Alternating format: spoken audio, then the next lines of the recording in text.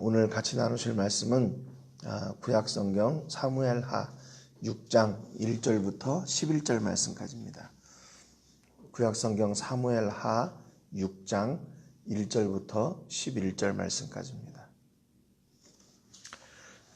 우리 6절부터 11절 말씀까지만 읽도록 하겠습니다. 6절부터 읽습니다. 시작. 그들이 나곤의 타작마당에 이르러서는 소들이 뛰므로 웃사가 손을 들어 하나님의 궤를 붙들었더니 여호와 하나님이 웃사가 잘못함으로 말미암아 진노하사 그를 그곳에서 치시니 그가 거기 하나님의 궤 곁에서 죽으니라. 여호와께서 웃사를 치심으로 다윗이 분하여 그것을 베레스 웃사라 부르니 그 이름이 오늘까지 이르니라. 다윗이 그날에 여호와를 두려워하여 이르되 여호와의 궤가 어찌 내게로 오리요 하고 다윗이 여호와의 궤를 옮겨 다윗성 자기에게로 메어가기를 즐겨하지 아니하고 가드 사람 오베데돔의 집으로 메어간지라. 여호와의 궤가 가드 사람 오베데돔의 집에 석 달을 있었는데 여호와께서 오베데돔과 그의 온 집에 복을 주시니라. 아멘.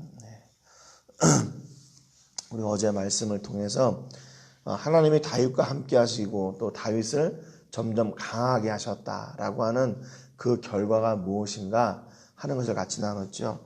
그래서 이방왕 두루왕 히람이 다윗의 집을 지어주고 또 그의 가정이 자녀들이 또 탄생을 하게 되고 또 블레셋을 이기고 그보다 먼저 가장 큰 다윗의 강함은 뭔가 하나님이 함께 하셔서 앞서 싸워주시고 그 대적들을 물리치시는 은혜다라고 하는 것을 저희가 같이 나누었습니다. 그러니까 이것은 특별한 다윗에게만 일어나는 일이 아니라 하나님이 함께 하시는 모든 사람에게 동일하게 일어나는 일이라는 것을 저희가 나누고 우리도 하나님과 함께 할 때에 우리 앞서 행하여 주시는 그런 하나님의 놀라운 역사가 있음을 고백합니다. 다윗이 왕이 되고 나서 또 한 가지 한 일이 있어요. 다윗이 왕이 되고 나서 백성들이 하나님 앞에 나오고 또 하나님의 말씀을 따라 전쟁을 하게 되고 또 하나님의 말씀을 따라 승리를 취하고 또 그러고 나서 이제는 하나님의 법궤를 제 다윗 성으로 가져오려고 하는 그 일을 합니다. 그러니까 다윗은 하나님 앞에 주신 약속들을요 하나도 잊지 않고 그 약속들을 다 이루어 가려고 하는 그런 중심이 있었어요. 그러니까 다윗이 임금이 돼가지고 야 내가 이제 그동안 가지고 있던 야망을 이제 한번 떨쳐봐야 되겠다. 내가 임금이 돼가지고 뭔가 사람들에게 놀라운 일을 해야겠다. 뭐 이런 그런 야심에 찬 사람이 아니라 다윗은 늘 하나님의 약속을 기억하고 어떻게 하면 하나님이 기뻐하시는 일인가 또 하나님께서 원하시는 일이 무엇일까라는 것을 고심하는 사람이었어요. 그래서 이제는 6장 1절에 보면 이스라엘에서 뽑은 무리 3만 명을 다시 모아가지고 법궤를 가지러 갑니다. 2절에 보니까 다윗이 일어나 자기와 함께 있는 모든 사람과 더불어 바알레 유다로 가서 하나님의 궤를 메어오려 하니 그 궤는 그룹들 사이에 좌정하신 만군의 여호와의 이름으로 불리는 것이라 그랬습니다. 그러니까 그 법궤가 하나님의 임재를 상징한다는 이야기죠. 그 두 그룹 위에 하나님께서 계신다는 것을 이제 말씀해 주고 있죠. 그러니까 그 법궤를 함부로 움직이면 안 되고 또 함부로 이렇게 움직일 때도 자기들의 뜻대로 하면 안 된다라는 것을 지금 이미 보여주고 있는 거죠. 그래서 블레셋 사람들이 법궤를 받다가 거기 죽은 사람들도 있거든요. 그러니까 이것을 하나님께서 지금 이제 먼저 성경에 이렇게 이야기하는 것은 하나님의 임재의 상징인 법궤이니까 이것을 어떤 자기들의 뜻대로 움직이거나 그걸 함부로 대해서는 안 된다라는 것을 지금 보여주는 거예요. 3절에 보니까 그들이 하나님의 궤를 새 수레에 싣고 산에 있는 아비나답의 집에서 나오는데 아비나답의 아들 우사와 아요가 그 새 수레를 모니라 그랬습니다. 그래도 이 사람들은 법궤를 움직이려고 하니까 그래도 새로운 수레에다가 모셔야지. 그리고 새로운 수레를 가져다가 소를 이렇게 매가지고 그 소가 이 법궤를 끌게 합니다. 그리고 아비나답의 집에 지금 이 법궤가 한 9가지 정도를 계속 돌아다녔어요. 이 법궤가. 그러면서 아비나답의 집에 있다가 결국에는 이제 다윗성, 시온성으로 이제 가려고 그러는데 그 아비나답의 두 아들이 이 법궤 옮기는 일을 돕습니다. 그래서 이 법궤 옮기는 일을 돕는데 아요가 앞장을 서고 우사가 그 뒤에서 이제 보좌를 하는 거예요. 4절에 보니까 그들이 산에 있는 아비나답의 집에서 하나님의 궤를 싣고 나올 때 아요는 궤 앞에 가고 다윗과 이스라엘 온 족속은 잣나무로 만든 여러 가지 악기와 수금과 비파와 소고와 양금과 재금으로 여호와 앞에서 연주하더라 그랬습니다. 그러니까 이 법궤를 옮기는 행렬이요, 거대한 행렬이에요. 3만 명이나 데리고 갔잖아요. 그리고 그 법궤를 따라서 춤을 추고 노래하고 하면서 가는 거죠. 그러니까 다윗이 이 법궤를 얼마나 옮기기를 원하고 이 법궤를 얼마나 귀중하게 생각하는가 하는 것을 알 수가 있어요.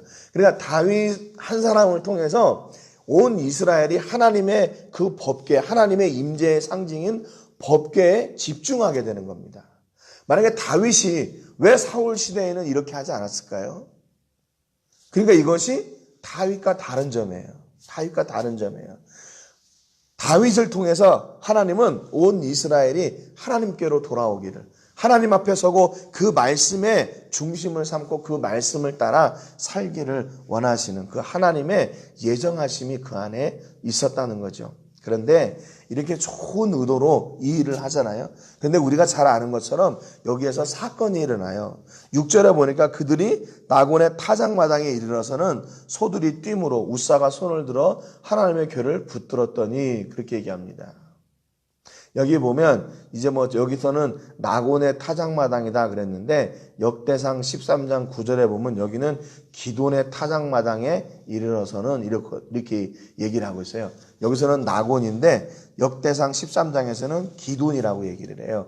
근데 이게 이제 해석하는 게 여러 가지가 있는데 하나는 한 사람인데 두 가지 이름을 가지고 있는 거다라는 그런 해석도 있고, 또 하나는 뭐냐면 이 나곤과 기돈이 사람 이름이 아니라 이게 어떤 그 의미를 가지고 있는 타작마당을 수식하는 수식어로 번역을 해가지고 나곤이란 말은 준비된 타작마당, 준비된이란 뜻이고 기돈이란 말은 히브리 말로 파괴, 재앙이란 뜻이거든요. 그래서 이게 사무엘 하가 역대상보다 먼저 쓰여졌어요. 이게 시대순으로 보면.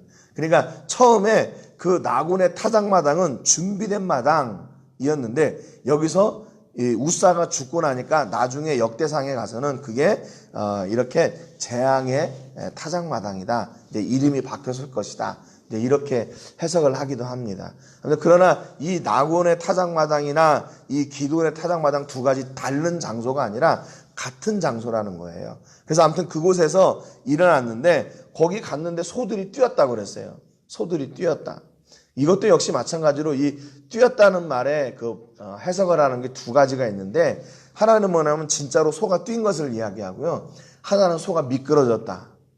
또 하나는 이게 무슨 뜻이냐면 소가 뛰는 원인이 되다. 그 말이 있어요. 그러니까 소가 아무튼 왜 뛰었나 그 원인이 거기에 있다는 거죠. 그래서 아무튼 소가 요동을 쳤어요. 거기 갔더니. 그래가지고 그러니까 법궤가 술에 실려있던 법궤가 이제 흔들려가지고 법궤가 떨어질 그런 상황이 된 거죠. 근데 이런 상황이 됐으면 누구라도 아마 이렇게 했을 것 같아요.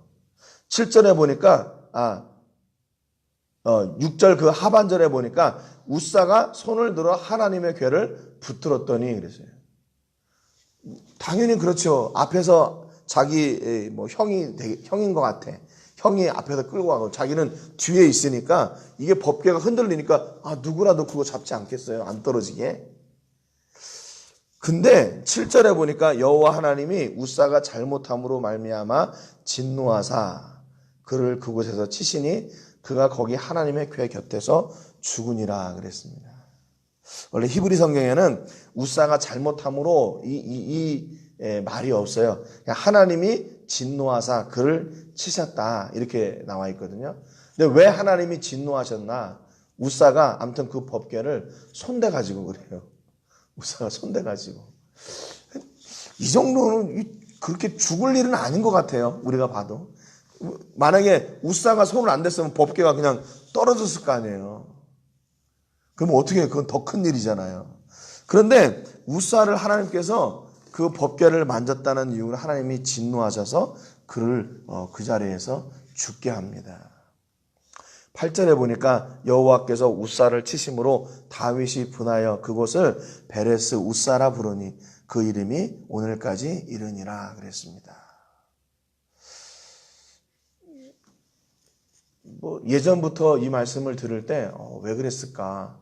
나 같아도 분명히 법궤를 붙들었을 텐데 왜 죽어야 되나? 하나는 이제 그런 의구심이 들었어요. 그러나 그것은 또 우리가 이렇게 찾을 수가 있어요. 사도행전 17장 30절에 보면 이런 말씀이 있습니다. 알지 못하던 시대에는 하나님이 간과하셨거니와 이제는 어디든지 사람에게 다 명하사 회개하라 하셨으니 그런 말씀이 있어요. 그러니까 모르던 시대에는 하나님이 그거를 용서해줘요. 그러니까 전에 이게 블레셋의 땅에 있다가 아비나답의 집에 올 때까지 무슨 일이 있었냐면 그 블레셋 사람들이 법궤를 옮길 때 이렇게 수레에다가 옮겼잖아요. 암소 2마리를 가져다가. 그런데 그때는 하나님이 아무 말도 안 했어요. 그들이 유대인들도 아니고 레위인들도 아니잖아요. 그래서 법궤를 만지는데도 죽이지도 않으셨어요.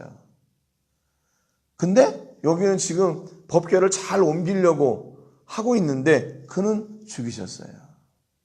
그러니까 뭐냐면 다윗이요. 좀 더 신중했어야 돼요. 법궤를 옮길 때. 이게 자기들이 생각하던 대로 옛날에 블레셋 사람들이 어떻게 옮겼다냐? 그냥 수레로 옮겼다는데요. 그러면 옛날에 우리 그 조상들은 어떻게 옮겼대? 그러면 레위인들이 이렇게 해가지고 앞에서 들어가지고 제사장들이 옮겼습니다. 레위인들이 옮겼습니다. 그렇게 얘기를 하면 그 뜻을 따라야 되는데 다윗이 거기까지 생각을 못한 거죠. 그래서 그냥 새 수레를 가지고 깨끗한 거 이렇게 해가지고 오면 될 줄 알았어요. 근데 이렇게 문제가 생겨납니다. 왜냐하면 지금은 이 사람들은 모르는 시대가 아니라 아는 시대이기 때문에 그래요. 하나님께서 이미 그 법을 주셨기 때문에 그 법을 따라 살아야 되는 시대이기 때문에 그런 거죠. 그러니까 알지 못하는 사람들은 하나님께서 그것을 그냥 인정해 주세요. 그걸 넘어가 주시는 거죠. 그래서 이 다윗이 우사가 죽는 것으로 인해서 그 법궤에 옮기는 것을 멈추고 거기 그 법궤를 다시 가드 사람 오벳에돔의 집에다가 갖다 둡니다. 10절에 보니까 다윗이 여호와의 궤를 옮겨 다윗성 자기에게로 메어가기를 즐겨하지 아니하고 가드 사람 오벳에돔의 집으로 메어간지라 그랬습니다. 중단했어요. 그 일을 중단했어요. 근데 11절에 보니까 여호와의 궤가 가드 사람 오벳에돔의 집에 석 달을 있었는데 여호와께서 오벳에돔과 그의 온 집에 복을 주시니라 그랬습니다. 그러니까 이 오벳에돔이라는 사람이 어떤 사람인지는 잘 모르겠어요. 그런데 그 법궤가 그 집에 들어가니까 그 집에 세상 말로 얘기하면 운명이 바뀐 거예요. 운명. 다른 게 아니고 그 법궤가 그 집에 들어감으로 인해서 그 집에 운명이 바뀌어 버렸어요. 그 집에 하나님의 복이 임하기 시작했습니다. 그러니까 오벳에돔이 이렇게 막 열심히 뭘 하고 이렇게 해가지고 한 게 아니라 단지 그 법궤가 그의 집안에 딱 들어왔는데 그 법궤로 말미암아. 그러니까 앞에서도 얘기했지만 이 법궤의 의미는 그냥 단순히 어떤 이렇게 싸고 있는 그런 상자 이런 의미가 아니라 하나님의 임재의 상징인 거예요. 그 법궤 가운데 하나님이 임하신다 하는 그런 상징인 거죠. 그러니까 오벳에돔의 집에 하나님의 법궤가 딱 임재의 상징이 들어가니까 그 집에 하나님께서 복을 내려주시는 거죠. 여러분 그러니까 이 복이 어디로부터 출발한 것인가? 나로부터 출발하는 게 아니라 그분으로부터 오는 거예요. 그분으로부터. 예, 우리가 누리고 있는 모든 것들이 어디로부터 오나? 그분으로부터 오는 거예요. 그래서 그분으로 인해서 내 인생이 바뀐 거예요. 인생이. 여러분, 이게 얼마나 놀라운 복입니까? 얼마나 놀라운 복이에요. 우리가 우리의 인생을 바꾸려고 노력 하잖아요. 그렇게 많이 힘쓰고 그렇게 많이 노력하잖아요. 그런데 내가 노력하는 것보다 우리 하나님이 내 삶 가운데 딱 들어오시면 그것이 바로 내 인생이 변화되는 역사가 시작이 되는 겁니다. 예. 인생 대박, 그런 거 있잖아요. 인생의 대박, 그게 뭐냐? 하나님이 내 삶 가운데 들어오시는 거예요. 그분이 내 삶 가운데 들어오시는 거예요. 놀라운 일이죠. 여러분, 그러니까 어제의 말씀은 하나님이 내 앞서 행하여 주세요. 그분이 나와 함께 하셔서 내 삶을 주관하시고 그분의 선하신 뜻대로 나를 만들어 가시고 이루어 가시는 것. 이거보다 더 놀라운 복이 없습니다. 여러분, 여러분의 삶 가운데서 매 순간 그 하나님이 함께 하시고 그분으로 말미암아 내 인생이 놀라운 역사가 이루어지는 그런 은혜가 있기를 주님의 이름으로 축복합니다. 분명히 하나님이 함께 하시는 것은요, 복이 오벳 에돔의 집에 임하는 것을 다른 사람들도 보고 아는 거예요. 야, 저 집이 원래는 저러지 않았는데 언제부터 그랬어? 야, 지난번에 있잖아, 그 법궤가 저 집에 들어가더니 그 다음부터 뭐가 달라지더라. 그 얘기는 무슨 얘기냐면 믿지 않는 사람들도, 믿는 사람들도 그것을 보고 그 집에 복이 임하는 것을 보는 거예요. 그러니까 실제적인 복을 하나님께서 내려주신다는 거죠. 여러분, 이 복이 여러분의 복이 되기를 주님의 이름으로 축복합니다. 그래서 이 복을 여러분의 가정과 자녀들과 사업장 또 캠퍼스와 모든 곳에서 이 복이 풍성케 되는 그런 귀한 역사가 일어나기를 바라고, 여러분을 통해서 이 복이 간증이 되어지고 이 복의 통로가 되어지시기를 주님의 이름으로 축복합니다. 기도하실 때 한 해 동안 잘 마무리할 수 있도록, 하나님이 주시는 은혜로 잘 마무리할 수 있도록 위해서 기도해 주시고, 오늘은 출라비스타 교회를 위해서 기도해 주시기 바랍니다. 그 성도들이 말씀으로, 믿음으로 온전하게 세워지는 그런 교회와 성도들이 될 수 있도록 위해서 기도해 주시고, 또 오늘 말씀처럼 알지 못하던 시대에는 참으시는 그 하나님의 은혜, 그것을 우리가 누리고 또 하나님이 함께 하심으로 말미암아 복이 시작되는 그 놀라운 역사가 우리 가운데 있기를, 또 그로 인해 하나님께 영광 돌리는 우리가 되기를 위해서 기도하시기를 바랍니다. 제가 먼저 기도하고 같이 기도하겠습니다. 하나님 아버지, 감사드립니다. 오늘 말씀을 통해서 하나님께서 다윗에게 원하시는 일이 무엇인지를 다시 한번 확인합니다. 다윗은 임금이 된 뒤에 자기의 명성을 위해서 일했던 것이 아니라 하나님의 법궤를 옮기고, 그 하나님의